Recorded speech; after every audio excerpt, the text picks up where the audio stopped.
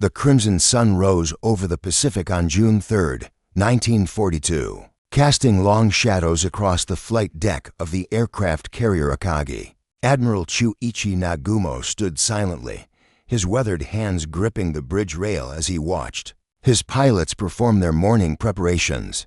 The Imperial Japanese Navy had not known defeat in 6 months of warfare, sweeping across the Pacific like an unstoppable tsunami. Pearl Harbor, the Philippines, the Dutch East Indies, all had fallen before the might of the combined fleet.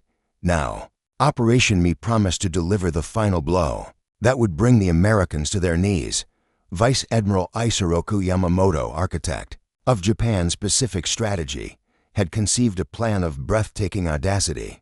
The attack on Midway Atoll would serve as bait, drawing the remnants of the American Pacific Fleet into a decisive battle, where Japan's superior numbers and experienced pilots would annihilate their enemy once and for all. For aircraft carriers Akagi, Kaga, Hiryu, and Soryu formed the heart of Nagumo's First Air Fleet, supported by battleships, cruisers, and destroyers in a formation that had proven invincible across half the Pacific. According to naval historian Gordon Prange's comprehensive account Miracle at Midway, the Japanese plan represented the pinnacle of their strategic thinking, combining deception, overwhelming force, and tactical surprise.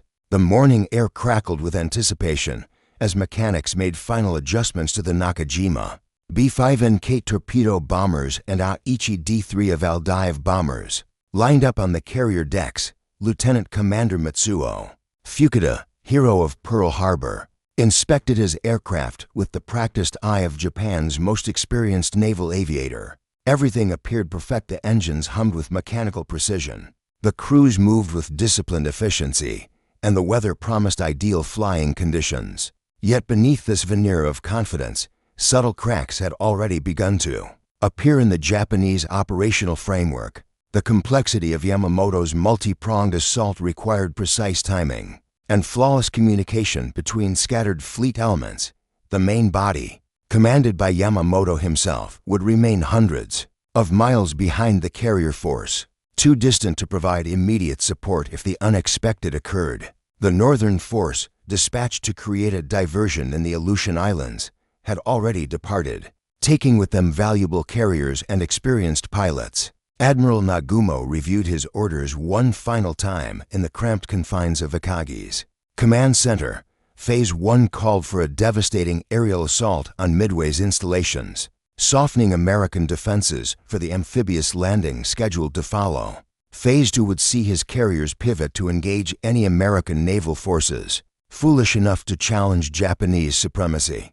The plan assumed American reactions would follow predictable patterns, giving Nagumo's forces time to refuel and rearm between operations. Communication equipment hummed quietly in the background as radio operators maintained contact with the far-flung elements of the combined fleet. The sophisticated coordination required by Operation Me pushed Japanese communications capabilities to their limits, creating potential vulnerabilities that few officers fully appreciated. Each transmission risked interception by American intelligence services, and the sheer volume of radio traffic necessary to coordinate such a complex operation created an electronic signature visible to enemy codebreakers working frantically at Pearl Harbor. As the first aircraft engines roared to life across the fur carriers, none of the Japanese commanders could have imagined that their carefully orchestrated plan had already begun to unravel. Far to the east, American admirals Raymond Spruance and Frank Fletcher were positioning their forces based on intelligence so precise it seemed almost supernatural.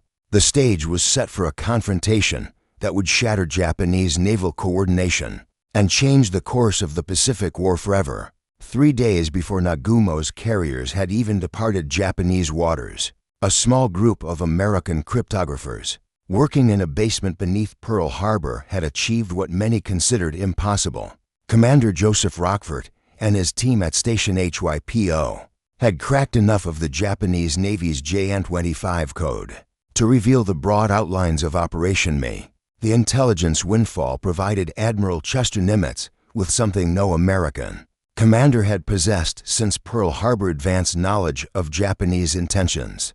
The breakthrough came through a masterful deception orchestrated by Rockford himself. Suspecting that the mysterious AF referenced and intercepted Japanese messages referred to Midway, he arranged for the atoll's garrison to transmit an uncoded message reporting problems with their water distillation plant. Within hours, Japanese radio intercepts confirmed that AF was experiencing water shortages, definitively identifying Midway as the target of the upcoming operation. Naval intelligence records, as documented in Frederick Parker's A Priceless Advantage, U.S. Navy Communications, Intelligence, and the Battles of Coral Sea, Midway, and the Aleutians, reveal that American code breakers had intercepted and partially decoded over 2,000 Japanese radio messages in the weeks leading up to the battle. Armed with this intelligence goldmine, Nimitz made the fateful decision to risk his remaining carriers in an attempt to ambush the Japanese fleet. The USS Enterprise and USS Hornet, under Rear Admiral Raymond Spruance's command, departed Pearl Harbor on May 28th, followed 2 days later by the hastily repaired USS Yorktown under Rear Admiral Frank Fletcher. The American task forces would take up positions northeast of Midway, hidden beyond the horizon where Japanese scout planes were unlikely to detect them. The race against time intensified. As both fleets converged on their destiny, Japanese confidence remained unshaken, built upon 6 months of uninterrupted victory and the certain knowledge that their forces outnumbered and outgunned anything the Americans could muster. Nagumo's for carriers embarked nearly 300 aircraft, while the American task forces could deploy only 233 planes. From their 3 carriers, on paper, Japanese superiority seemed overwhelming. However, the intelligence advantage had already begun to manifest in ways that would prove decisive. American preparations proceeded with unusual precision, as every aspect of the defense had been tailored to counter specific elements of the Japanese assault marine fighter squadrons on Midway received their battle assignments based on accurate predictions of attack timing and direction. Naval aviators aboard the American carriers studied intelligence briefings that detailed Japanese ship compositions, probable courses, and expected tactical formations. Japanese communications security, which had seemed adequate for earlier operations, proved woefully inadequate against the sustained assault of American cryptographic expertise. Every change in the operation plan, every adjustment to timing or positioning, was transmitted via radio channels that Station HYPO continued to monitor and decode. The cumulative effect created an unprecedented asymmetry of information that would plague Japanese decision-making throughout the coming battle. As June 4th dawned, the 2 fleets approached their confrontation with vastly different levels of situational awareness. Admiral Nagumo possessed only the information provided by his limited reconnaissance flights and his assumptions about American capabilities. Admiral Fletcher, in contrast, knew the approximate location, composition, and intentions of the Japanese force advancing toward Midway. This intelligence disparity would prove more valuable than any numerical advantage in ships or aircraft. The final hours before contact found Japanese communications officers struggling to maintain reliable contact between the scattered elements of their force. Radio atmospheric conditions over the Pacific had deteriorated, creating static and interference that made clear communication increasingly difficult. Critical updates from submarines and reconnaissance aircraft arrived late or not at all, leaving Nagumo's staff working with incomplete and outdated information. As they approached the most crucial naval battle of the Pacific War, at 04:30 hours on June 4, 1942, the pre-dawn darkness above the Japanese carrier force erupted with the thunderous roar of aircraft engines. 108 planes, 36 Nakajima B-5 N-Kate bombers, 36 Aichi D-3 Aval dive bombers, and 36 Mitsubishi A-6M0 fighters lifted off from the rolling decks of Akagi, Kaga, Hiryu, and Soryu. Lieutenant Joichi Tomonaga led this first wave toward Midway, confident that his force would obliterate American defenses and pave the way for the amphibious invasion scheduled to follow. The Japanese strike formation flew through the tropical dawn with textbook precision, their pilots among the most experienced. Naval aviators in the world, these men had honed their skills over China, perfected their techniques at Pearl Harbor, and demonstrated their mastery across the conquests of the previous 6 months. As Midway's distinctive Twin Islands appeared on the horizon, Tomonaga felt certain that this mission would prove as straightforward as their previous triumphs. However, the Americans were ready. Radar installations on Midway had detected the incoming Japanese formation while it was still 150 miles away, providing precious time for defensive preparations. Marine fighter squadrons scrambled to intercept the attackers, while ground personnel raced to disperse aircraft and take cover in prepared positions. The element of surprise, so crucial to Japanese tactical doctrine, had been completely negated by American intelligence and technology. Historical records from the National Archives, as referenced in Robert Cressman's A Magnificent Fight, Marines, in the Battle for Midway, detail how radar early warning gave American defenders 37 minutes to prepare for the incoming assault. The aerial battle over Midway unfolded with devastating intensity as 26 Marine fighters, a mixture of obsolete Brewster F-2 Buffaloes and newer Grumman F-4F Wildcats, rose to meet the Japanese formation.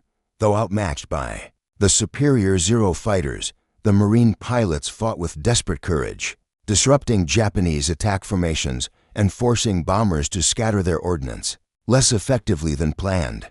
Captain Marion Carl, leading one of the Wildcat squadrons, managed to shoot down the Japanese aircraft before his own plane was riddled with bullets and forced to crash land on the reef. Despite fierce resistance, the Japanese strike accomplished significant damage to Midway's facilities. Fuel storage tanks erupted in towering fireballs. The power plant suffered direct hits, and the airfield's runway was cratered by bombing runs.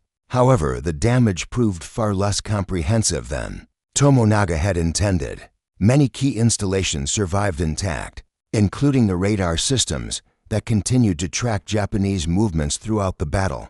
As the strike force prepared for its return flight to the carriers, Tomonaga faced a crucial decision that would reverberate throughout the entire operation. His radio crackled with the assessment that would doom Japanese plans. There is need for a second attack wave. The message, transmitted in clear language that American radio operators could monitor, indicated that the first strike had failed. To achieve its primary objective of neutralizing Midway's defenses, the communication reached Admiral Nagumo aboard Akagi, just as his second wave of aircraft held in reserve and armed with torpedoes and armor-piercing bombs for use against American ship sets spotted on the flight decks of his four carriers. Nagumo now confronted the central dilemma that would shatter Japanese coordination. Should he launch the second wave immediately against possible American naval forces, or should he rearm these aircraft with high-explosive bombs for a second strike against Midway? The decision required perfect information about American naval movements, but Japanese reconnaissance had provided only fragmentary and contradictory reports. A single scout plane from the cruiser Tone, launched 30 minutes behind schedule due to mechanical problems, was still searching the northern sectors where intelligence suggested American forces might be lurking. Without definitive knowledge of enemy positions, Nagumo chose what seemed the prudent course, rearming his second wave for the Midway strike. The order set in motion a complex choreography of destruction aboard the Japanese carriers. Aviation ordnance crews began the laborious process of removing torpedoes and armor-piercing bombs from aircraft, storing these weapons in magazines below deck while bringing up high-explosive bombs and incendiary devices suitable for land targets. The procedure required precise timing and careful handling as the carriers continued their course toward Midway while maintaining battle speed. Unknown to Nagumo, American carrier aircraft were already closing on his position, guided by the intelligence that had revealed his force's location, composition, and probable course. The window of vulnerability created by his rearming decision would prove catastrophic, as Japanese carriers found themselves caught with their flight decks crowded with aircraft, ordnance, and fuel hoses at the precise moment when American dive bombers appeared overhead. At 0728 hours, the message that Admiral Nagumo had dreaded finally crackled through the radio speakers aboard Akagi. Enemy ships sighted. 10 ships, apparently including one carrier. Bearing 010 degrees. Distance 240 miles. The delayed scout plane from the cruiser Tone had finally completed its search pattern and discovered the American task force lurking northeast of Midway. In an instant, the entire strategic calculus of Operation Me shifted from certain victory to desperate improvisation. Nagumo stared at the message transcription, his face betraying none of the tumult raging within his tactical mind. The presence of American carriers transformed his mission from a simple strike against a fixed target into the climactic naval battle that Yamamoto had sought. However, his force was caught in the worst possible configuration: aircraft rearming on deck, ordnance scattered throughout the ships, and his first strike still returning from Midway with fuel running critically low. The next 30 minutes witnessed a breakdown in Japanese naval coordination that would have seemed impossible, given their previous 6 months of flawless operations. Conflicting orders flooded the carrier radio networks as Nagumo's staff attempted to balance multiple urgent priorities simultaneously. The returning Midway strike force needed immediate landing and refueling. The second wave, half rearmed for a land attack, required conversion back to anti-ship armament. Combat air patrol fighters demanded replacement as their fuel supplies dwindled. According to Mitsuo Fukuda's post-war memoir, Midway, the battle that doomed Japan, the confusion aboard the Japanese carriers during this critical period stemmed from the unprecedented complexity of coordinating multiple simultaneous operations while under imminent threat of attack. Lieutenant Commander Clarence McCluskey, leading 37 Douglas SPD Dauntless dive bombers from Enterprise, had been searching for the Japanese fleet for nearly 2 hours when he spotted the white wake of a Japanese destroyer racing northward. The destroyer Arashi, which had been delayed while depth charging the American submarine Nautilus, was hurrying to rejoin the main force, inadvertently serving as a pointing arrow directly toward Nagumo's carriers. At 0920 hours, McCluskey's pilots crested the cloud layer at 14,000 feet and beheld a sight that would be etched in naval history forever. For Japanese aircraft carriers steamed in formation below, their flight decks crowded with aircraft, fuel hoses, and ordnance in various stages of preparation. The carriers had been caught at the precise moment of maximum vulnerability, unable to launch interceptors or take evasive action without risking catastrophic explosions. From the volatile materials scattered across their decks, the Japanese combat air patrol, which had been maintained at low altitude to intercept torpedo bombers, was completely out of position to stop the high-altitude dive bombing attack.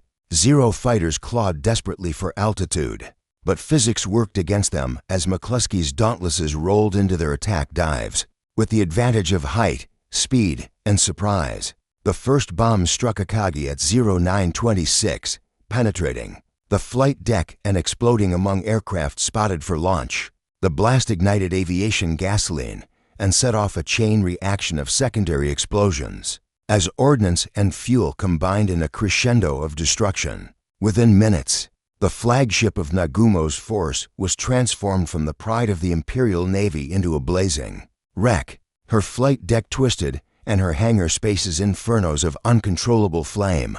Simultaneously, Lieutenant Commander Maxwell Leslie led 17 Dauntlesses from Yorktown against Soryu, while Lieutenant Commander Richard Best's section from Enterprise targeted Kaga. The synchronized attacks, arriving within minutes of each other despite launching from different carriers and flying independent courses, demonstrated the decisive advantage that superior intelligence and coordination provided to the American forces.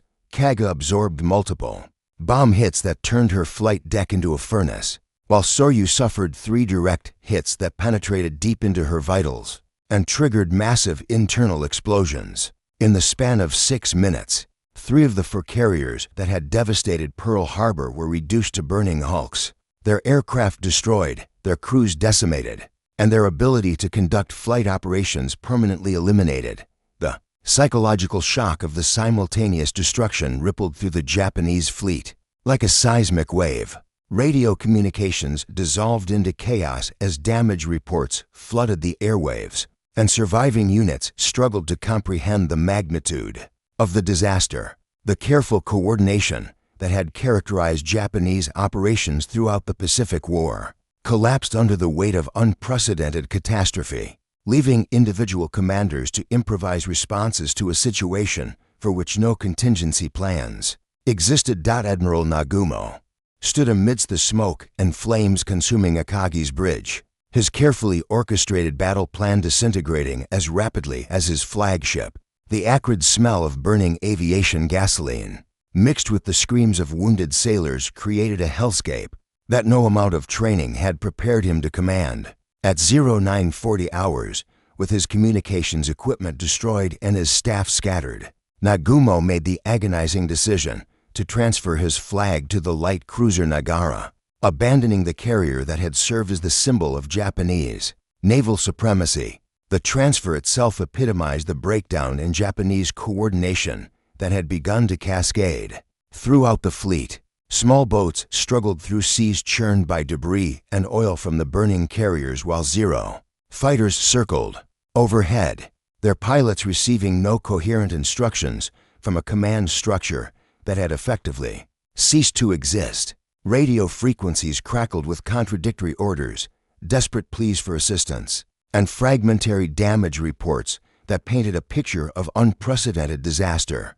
Captain Ryusaku Yanagimoto chose to go down with Soryu rather than abandon his burning ship, while Captain Jisaku Okada fought desperately to save Kaga until the carrier's magazines finally exploded, sending a column of smoke and flame 3,000 feet into the tropical sky. Only Hiryu, steaming some distance from her sister carriers, had escaped the devastating American attack and remained capable of flight operations. Naval historian Walter Lord, in his definitive account Incredible Victory, documented how the Japanese loss of 3 carriers in 6 minutes represented the most devastating reversal in the history of naval aviation. Rear Admiral Tamon Yamaguchi, commanding the 2nd Carrier Division aboard Hiryu, found himself suddenly elevated from subordinate commander to the lone Japanese admiral with operational aircraft. His 18 Valdiv bombers and 6 Kate torpedo bombers represented the entire remaining strike capability of what had been the most powerful naval aviation force ever assembled. Yamaguchi, recognizing that his solitary carrier faced destruction unless he could neutralize American air power, ordered an immediate counterattack against the enemy task force. The strike from Hiryu, launched at 0925 hours under Lieutenant Michio Kobayashi, located the American carriers despite having no reliable intelligence about their position or composition. Japanese pilots demonstrated the same courage and skill that had made them legendary throughout the Pacific, pressing home their attacks against devastating anti-aircraft fire and determined fighter opposition. Their target was Yorktown, already damaged from the Battle of the Coral Sea but rushed back into service for this crucial confrontation. Kobayashi's dive bombers achieved 3 direct hits on Yorktown, penetrating her flight deck and starting serious fires in her hangar spaces. For a brief moment, it appeared that Japanese training and determination might salvage something from the catastrophe that had befallen Nagumo's force. However, American damage control parties, trained extensively in techniques developed from hard-won experience, brought the blazes under control with remarkable speed.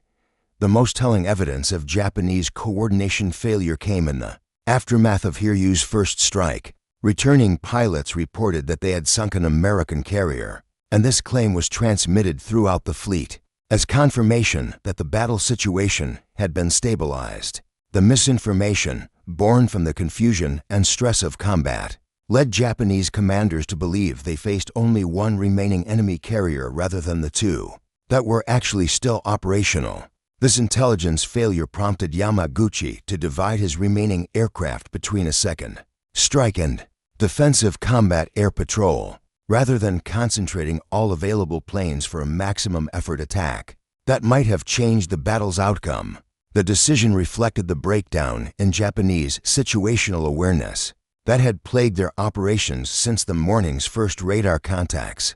At 1430 hours, Hiryu launched her 2nd and final strike 10 Kate torpedo bombers, and 6 fighters under Lieutenant Joichi Tomonaga, the same officer who had led the morning attack on Midway. Despite suffering wounds during that earlier mission, Tomonaga had volunteered to command this desperate gambit, knowing that his damaged aircraft lacked sufficient fuel. For the return journey, the torpedo attack achieved hits on Yorktown, causing severe flooding that forced the carrier to lose power and list heavily to port. American damage control efforts, however, continued with methodical efficiency, and by 1700 hours the carrier was making 20 knots and preparing to resume flight operations. The resilience demonstrated by American ships and crews contrasted sharply with the catastrophic fires that had consumed their Japanese counterparts, highlighting fundamental differences in damage control philosophy and training. Unknown to Yamaguchi, his strikes had merely delayed the inevitable. American dive bombers from Enterprise were already en route to Hiryu, guided by scout planes that had located the last Japanese carrier. Despite her attempts to remain hidden in cloud cover and rain squalls, the final act of the carrier battle was about to begin. With Japanese naval coordination so thoroughly disrupted that Hiryu would face her doom. Without support from any other unit of the combined fleet, Lieutenant Earl Gallagher rolled his Douglas SPD Dauntless into a steep dive. At 1655 hours, leading 24 dive bombers from Enterprise toward the last operational Japanese aircraft carrier in the Pacific. Below him, Hiryu steamed alone through the gathering afternoon clouds, her flight deck crowded with aircraft being prepared for operations that would never commence. The carrier had been located by scouting planes from Enterprise after a methodical search that demonstrated the systematic approach American forces had brought to this battle. Captain Kaku Tomio aboard Hiryu had spent the afternoon desperately attempting to coordinate with other surviving units of the Japanese fleet, but the communication breakdown that had plagued operations since morning continued to hamper his efforts. Radio messages from scattered destroyers and cruisers painted a confused picture of the tactical situation, with wildly contradictory reports about American positions, capabilities, and intentions. The precise coordination that had characterized Japanese operations throughout the Pacific War had dissolved into individual units, fighting isolated actions without unified command or control. Admiral Yamaguchi, realizing that his carrier represented the last hope of salvaging anything from the disaster, had ordered all remaining aircraft spotted on deck for a final desperate strike. Against the American task force, however, the preparation proceeded with agonizing slowness as inexperienced replacement crews struggled with procedures that veteran aviation personnel could have completed in minutes. The cream of Japanese naval aviation had been decimated during the morning's catastrophe, leaving behind green pilots and mechanics ill-equipped for the sophisticated operations required aboard a fleet carrier, according to Japanese naval records, analyzed by historian John Lundstrom and the first team and the Guadalcanal campaign. Hiryu had lost over 60% of her experienced aircrew during the day's operations, forcing the carrier to rely on hastily trained replacements who lacked the expertise needed for complex flight operations. As Gallagher's dive bombers approached their target, Hiryu's combat air patrol consisted of only 7 fighters, barely sufficient to provide token resistance against the incoming American formation. The Japanese pilots climbed desperately to intercept the attack, but they faced the same disadvantage that had doomed their morning counterparts: insufficient warning time, poor positioning, and overwhelming numerical odds. The first bomb struck Hiryu's flight deck at 17:03 hours, penetrating deep into the hangar spaces where aviation gasoline and ordnance had been stored. In preparation for the canceled strike, the explosion triggered a series of secondary blasts that raced through the carrier's vitals, igniting fires that would burn uncontrolled for the next 12 hours. Unlike American vessels, Japanese carriers had been constructed with emphasis on offensive capability rather than damage survivability, making them particularly vulnerable to the kind of internal explosions now consuming Hiryu from within. Admiral Yamaguchi, recognizing that his flagship was doomed, attempted to coordinate the withdrawal of surviving fleet units, but found that Japanese communication networks had suffered catastrophic degradation. Throughout the day, Many ships were operating under radio silence to avoid detection, while others had suffered equipment damage that prevented reliable contact. The complex web of coordination that had enabled Operation Me now worked against Japanese forces, as scattered units awaited orders from commanders who lacked the information necessary to provide coherent direction. The breakdown extended beyond mere technical communication failures to encompass a fundamental collapse. In Japanese tactical doctrine, the combined fleet had been structured around the assumption of offensive operations, supported by air superiority, with elaborate plans for coordinating strikes against enemy forces while maintaining defensive formations around the precious aircraft carriers. With the carrier force eliminated, surviving commanders found themselves without doctrine or experience for conducting a fighting withdrawal under enemy air attack. Rear Admiral Abe Hiroaki, commanding the battleship and cruiser force that had been positioned to bombard Midway after the carriers had eliminated American air power, received fragmented reports of the carrier disaster but lacked reliable information about American positions or intentions. His heavy ships possessed formidable firepower but remained vulnerable to air attack, without fighter cover, forcing him to begin a withdrawal toward Japan even as the full scope of the defeat remained unclear. As evening fell across the Pacific battlefield, Hiryu continued to burn while her crew fought desperately to save their ship. However, the fires had spread beyond any hope of control, and by 2300 hours Captain Kaku made the decision to abandon the carrier that had served as the last remnant of Japanese naval aviation supremacy. Admiral Yamaguchi chose to remain aboard, accepting responsibility for the disaster that had befallen his command, and the larger failure of Japanese coordination that had made this catastrophe inevitable.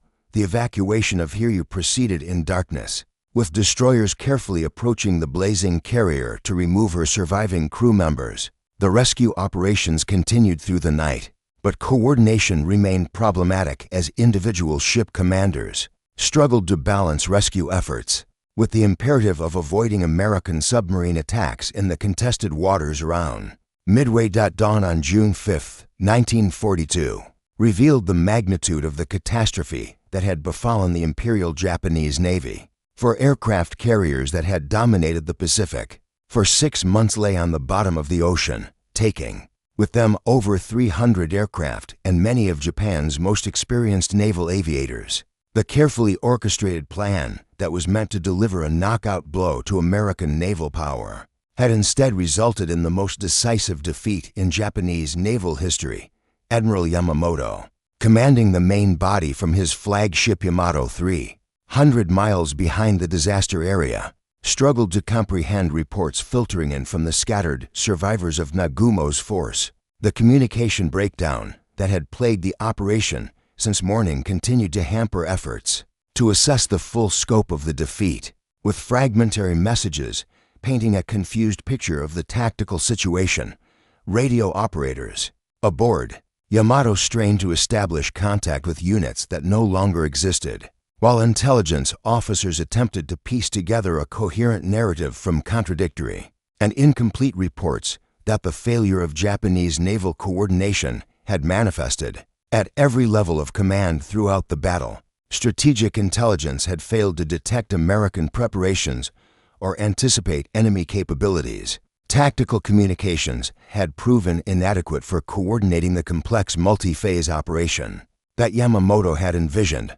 Operational flexibility had been compromised by rigid adherence to predetermined plans that could not accommodate unexpected developments. Most critically, the assumption of Japanese superiority had blinded commanders to the possibility that American forces might possess advantages in intelligence, technology, or tactical innovation. Post-war analysis by the Japanese Naval War College, as documented in the Imperial Japanese Navy in World War II by Paul Dull, identified the breakdown in command and control systems as the primary factor contributing to the Midway defeat.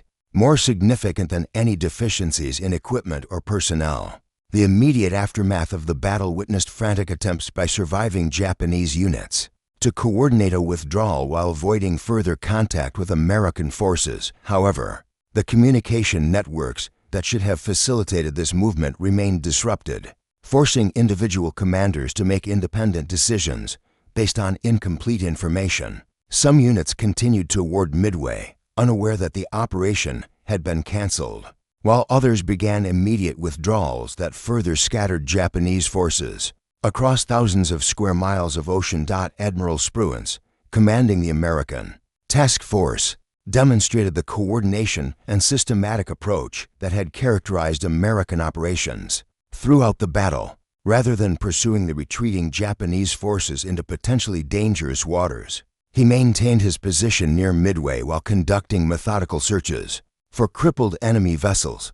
This conservative approach, based on accurate intelligence about Japanese submarine dispositions and remaining surface forces, contrasted sharply with the confusion and improvisation that marked Japanese decision-making. The human cost of coordination failure extended far beyond the loss of ships and aircraft. Thousands of Japanese sailors and aviators perished in the waters around Midway, many of them veterans whose experience could never be replaced. The institutional knowledge that had made the Imperial Japanese Navy a formidable fighting force disappeared beneath the Pacific waves, leaving behind a truncated organization that would never again achieve the level of tactical excellence demonstrated during the war's opening months. On Midway itself, the American garrison emerged from their concrete shelters to witness the smoke columns marking the graves of Japanese carriers. On the distant horizon, the attack that was meant to eliminate American air power in the Pacific had instead demonstrated the resilience and adaptability of American forces operating with superior intelligence and coordination. Marine and Navy pilots who had fought desperately against overwhelming odds now realized they had participated in a victory that would alter the entire trajectory of the Pacific War. The broader strategic implications of Japanese coordination failure at Midway extended far beyond the immediate tactical defeat. The operation had been conceived as the decisive battle that would force American acceptance of Japanese dominance in the Pacific, but its failure instead marked the beginning of Japan's long retreat toward eventual defeat. Without the carrier aviation that had made their early conquests possible, Japanese forces would find themselves increasingly on the defensive, reacting to American initiatives rather than dictating the pace and location of future battles. As the sun set on June 5th, Admiral Yamamoto faced the bitter reality that his carefully planned knockout blow had instead delivered a mortal wound to Japanese naval power.